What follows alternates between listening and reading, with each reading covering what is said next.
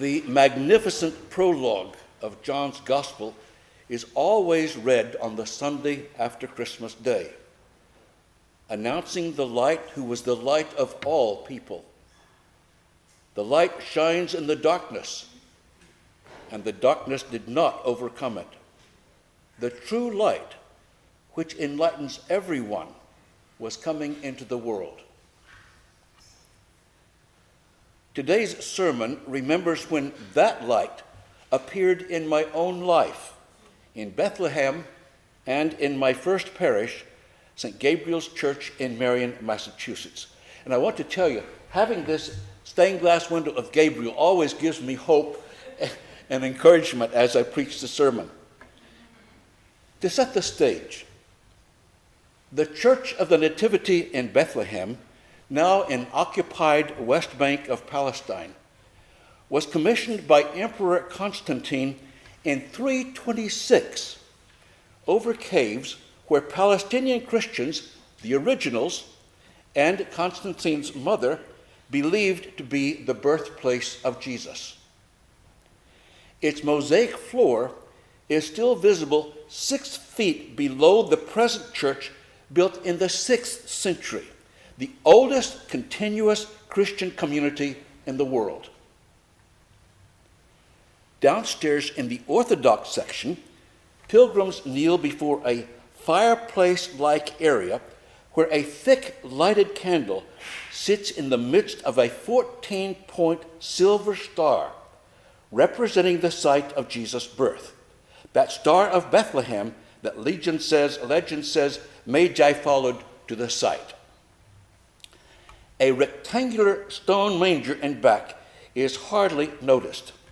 It's nothing like the Italian depiction by St. Francis for city folks with its hay-filled wooden crib like this, which that represents, for the city folks above ground. Lamps, typical of the Eastern Church, hang from the low ceiling of the cave. Possibly, even probably, Jesus was born in Nazareth. But the prophet Micah said the Messiah would be born in Bethlehem, the city of David. So you better get him down there fast. Whether he was born there or not, I tell pilgrims this is where we remember Jesus' birth, making it a holy place. After kneeling at that site, we go upstairs to the Roman Catholic section, then descend stairs to 4 caves. In the first one, Jerome lived, and in 420 translated Hebrew and Greek scriptures into Latin, the Vulgate. Even with shoving pilgrims, because it's always crowded, all the caves are respectfully quiet.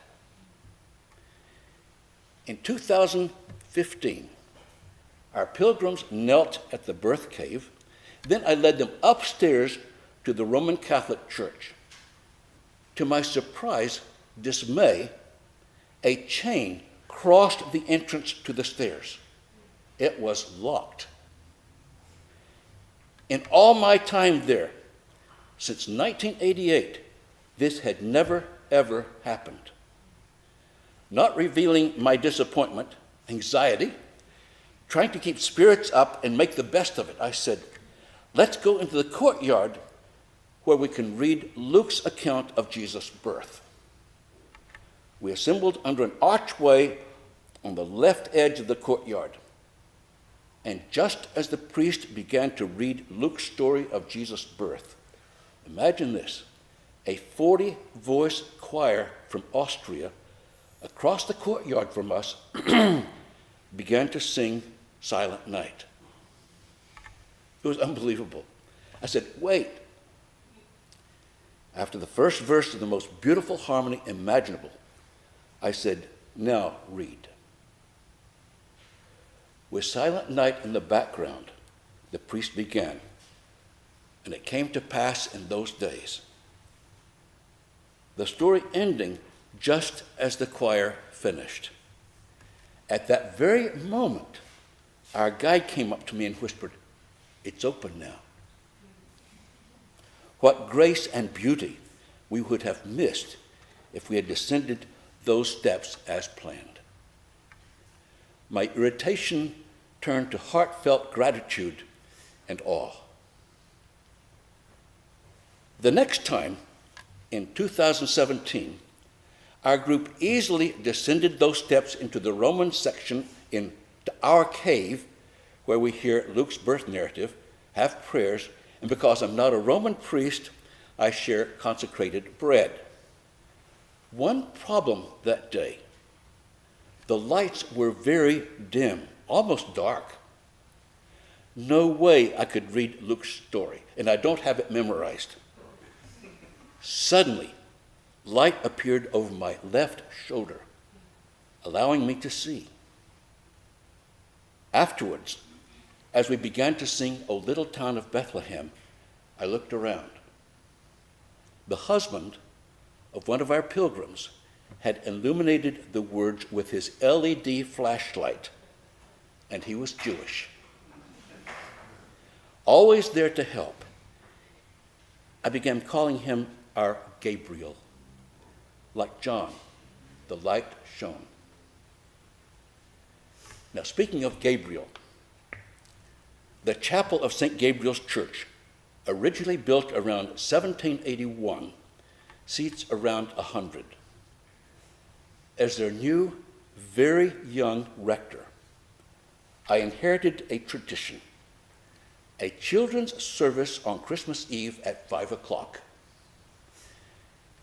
As the congregation grew through the years, multiple creche sets had been combined. So I remembered the ushers to make sure there was only one each of the main characters, please. At my first children's service, I asked for baby Jesus to be brought forward. 2 boys came up, each one carrying a baby Jesus. All I could do is look out and say, "It's twins!" As the service grew in popularity, I placed the figures on a shelf snuggled into the left wall of the chapel by the organ niche, the creche on a shelf on the opposite side.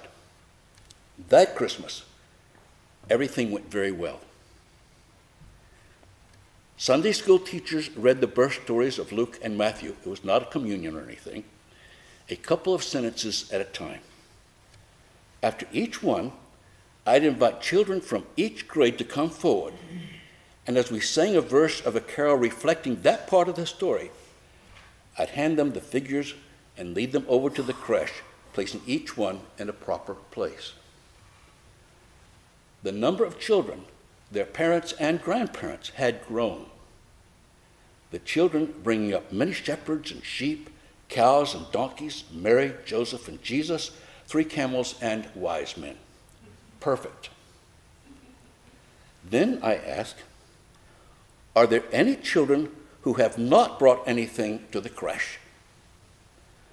5 little hands went up, all 4-year-olds, and there was nothing left. I said, "Oh, good.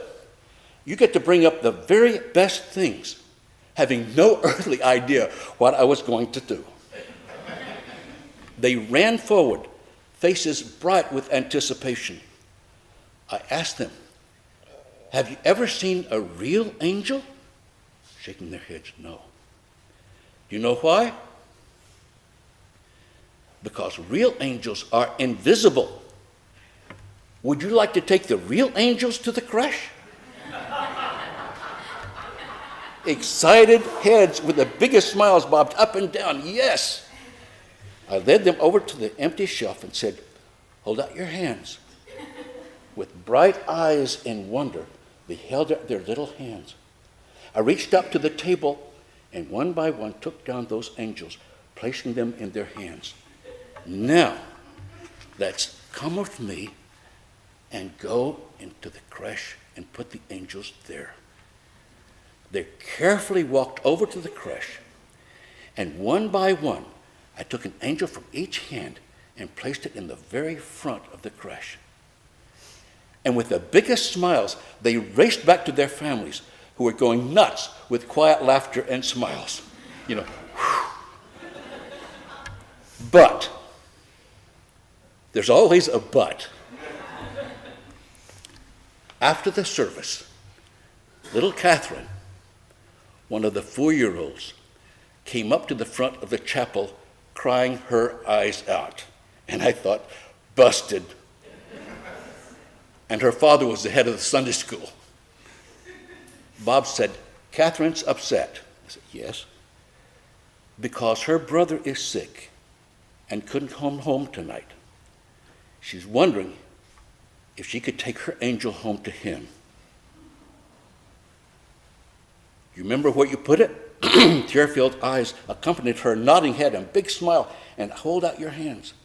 I reached up to the creche, took an angel, placed it in her hands, and watched as she happily, tearfully, with great care, marched triumphantly down the aisle, her angel cradled in outstretched hands. From the chapel door, I watched as her dad opened the door of the back seat of the car, lifted her into the seat, buckled her seatbelt, her hands never letting go of that angel. The next morning, Bob phoned to tell me, Catherine kept her hands together all the way home. Unbuckling her safety belt, I lifted her down from the car, opened the front door of our house, then the door to her sleeping brother's bedroom. She tiptoed into his room, carefully placed the angel on his bedside table, blew him a kiss, and quietly skipped out of his room. Do I believe in angels? I just seen one. Those messengers of God. On this Sunday after Christmas, when we've received the newborn child in our hearts in a deeper, more profound way, God keeps enlightening us, guiding us to new possibilities, new insight, new learnings we'd never thought of or even considered. Joy to the world indeed.